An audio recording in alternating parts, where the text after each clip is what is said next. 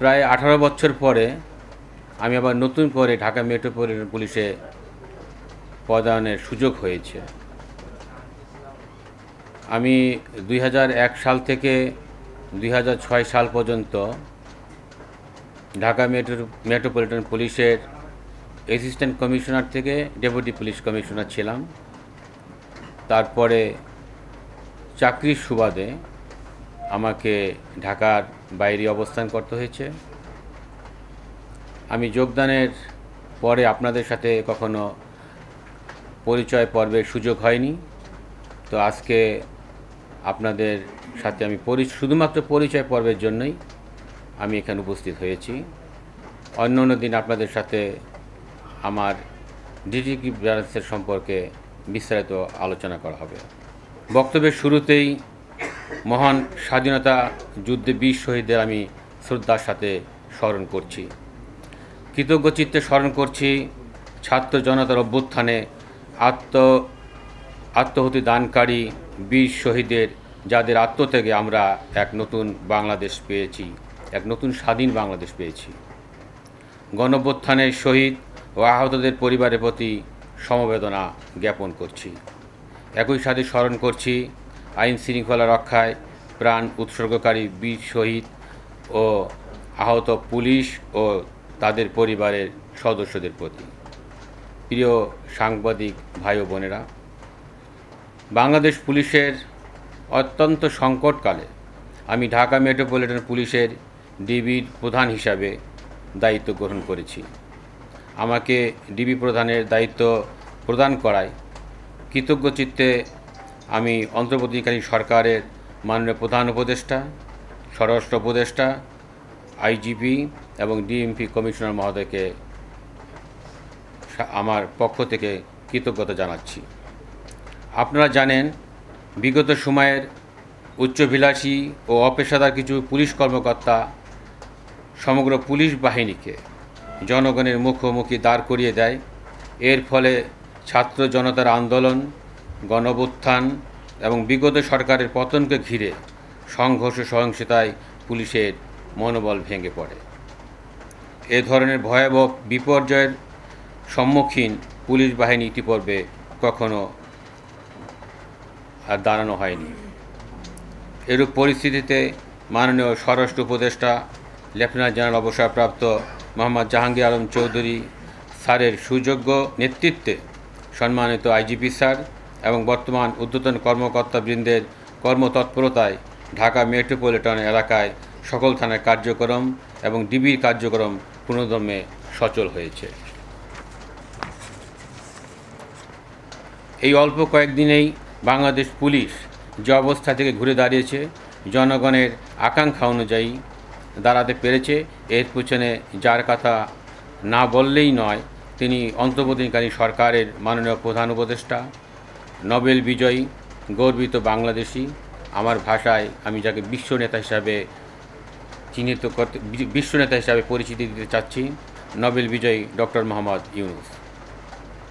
প্রধান উপদেষ্টা মহোদয়কে আমার অন্তরের অন্তঃস্থল থেকে কৃতজ্ঞতা ও ধন্যবাদ জ্ঞাপন করছি।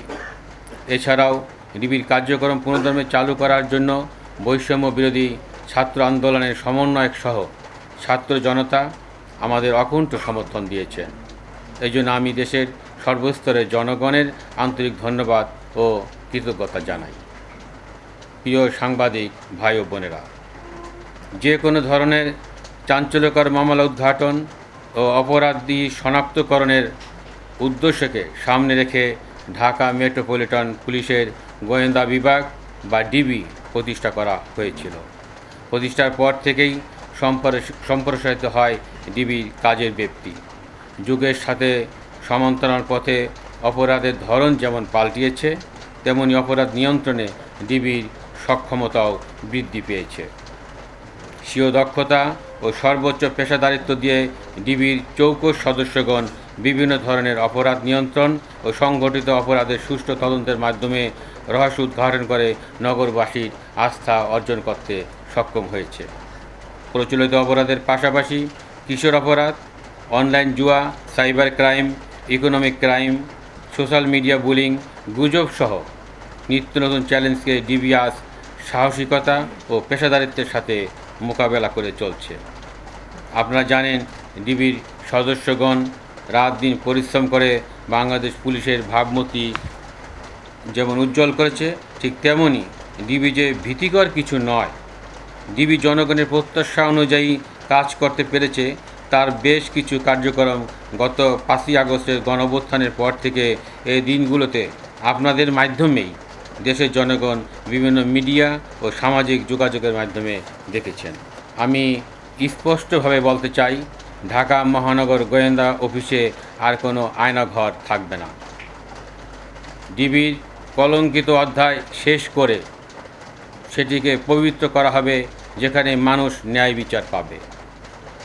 এখানে কোনো নায়ক নায়িকা বা সেলিব্রিটিদের সময় কাটানোর জায়গা হবে না। থাকবে না কোনো ভাতের হোটেল। আসামি যেই হোক না কেন, সেই ন্যায় বিচার পাবে। গ্রেপ্তারকৃত আসামিদেরও নির্যাতন করা হবে না। ডিবি অফিসের নাম শুনলে আর কেউ যেন আতঙ্কিত না হয়। আমাদের শুধু অপরাধীরাই যেন ভয় পায়। আমি যতদিন ডিবি প্রধানের দায়িত্ব পালন করব, ন্যায় নীতি, পেশাদারিত্ব ও সততার মধ্য দিয়ে দায়িত্ব পালন করার চেষ্টা করব ইনশাল্লাহ। যারা ভুক্তভোগী এবং অসহায় তাদের কথা শুনব। তাদেরকে কিভাবে আইনগত সহযোগিতা করা যায় সেটি দেখব। ডিবিকে মানুষের আস্থা ও ভালোবাসার স্থান হিসেবে প্রতিষ্ঠিত করতে চাই।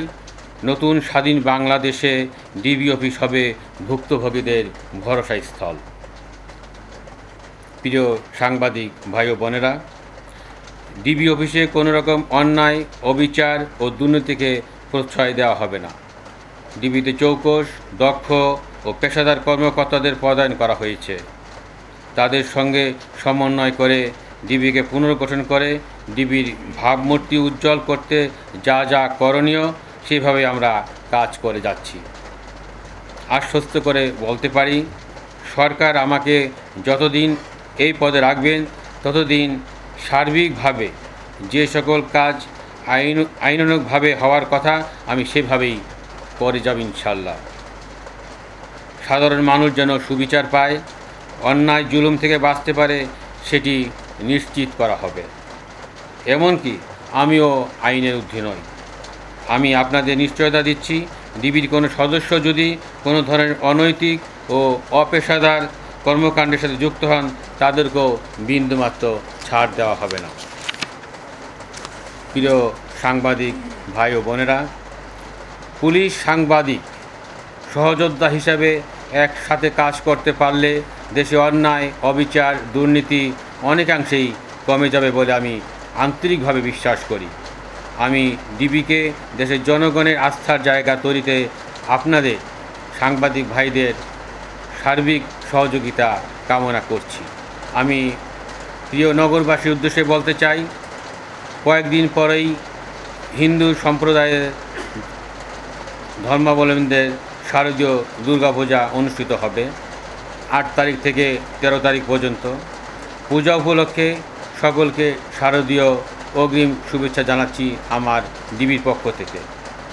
দুর্গাপূজা উপলক্ষে সারা দেশের মতো ঢাকা মেট্রোপলিটন এলাকায়ও নিশ্চিদ্র নিরাপত্তা ব্যবস্থা গ্রহণ করা হয়েছে। ঢাকা শহরের প্রতিটি পূজা মণ্ডপের নিরাপত্তায় এবং পূজা উৎসবে পুলিশের পাশাপাশি ডিবির টিম সাদা পোশাকে দায়িত্ব পালন করবে, যাতে উৎসবে মেতে উঠতে পারে প্রিয় নগরবাসী। আমাদের সবার প্রিয় এই ঢাকা শহর। আপনাদের প্রতি আমার বিনীত অনুরোধ, কোনো ধরনের অপরাধমূলক কাজে কেউ যেন না অংশগ্রহণ করে। যে যেখানে আছেন সবাই আইন ও বিধি মেনে চলবেন। ডিটেকটিভ ব্রাঞ্চ বা ডিবি সব সময় আপনাদের পাশে আছে। একই সাথে আমরা আপনাদেরও সহযোগিতা কামনা করি। আমাদের উপর আস্থা রাখুন।